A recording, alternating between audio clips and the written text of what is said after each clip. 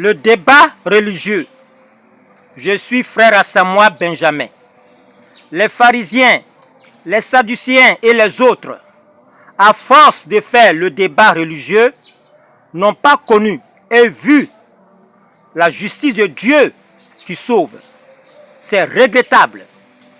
Alors, faites attention. Un jour, Jésus répondait aux sadducéens qu'il y a bel et bien la résurrection. Eux qui ne croyaient pas à la résurrection. Les pharisiens qui y croyaient venaient de remporter le débat. Matthieu 22, versets 23 à 34. Mais, malgré leur victoire, Jésus les a tous blâmés en disant: vous êtes d'en bas, moi je suis d'en haut. Si vous ne croyez pas ce que je suis, vous mourrez dans vos péchés. Jean chapitre 8, versets 23 à 24. Pourquoi Jésus leur a-t-il dit cela? Parce que c'est lui, Dieu, et la justice de Dieu. 1 Corinthiens 1, 30. Et que le pécheur ne peut être juste et sauvé que par lui, c'est-à-dire en devenant Jésus-Christ. Aussi, Jésus-Christ, oui, grâce au baptême du Saint-Esprit ou baptême en Christ. Galates 2, 20, Galates 3, 27.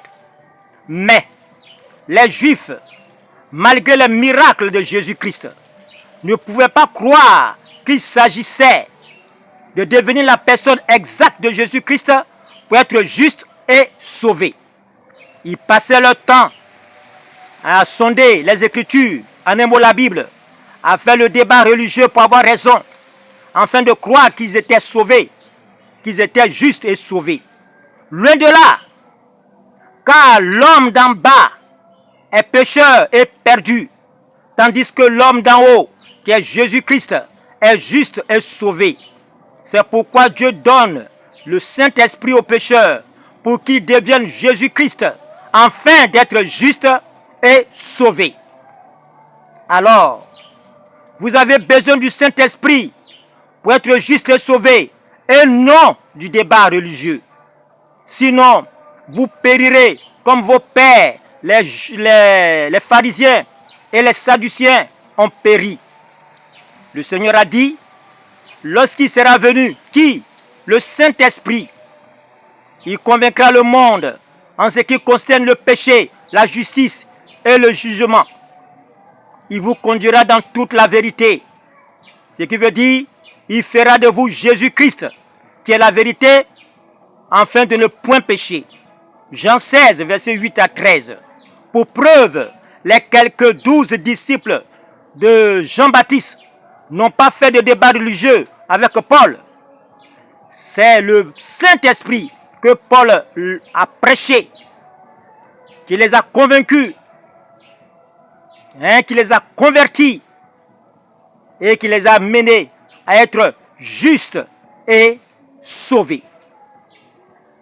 Acte 19, versets 1 à 7. Donc c'est le Saint-Esprit qui fait le travail.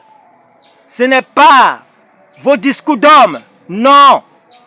Paul en parle en disant, ma parole et ma prédication ne reposaient pas sur des discours persuasifs de la sagesse, mais sur la démonstration d'esprit et de puissance, afin que votre foi fût fondée non sur la sagesse des hommes, mais sur la puissance de Dieu.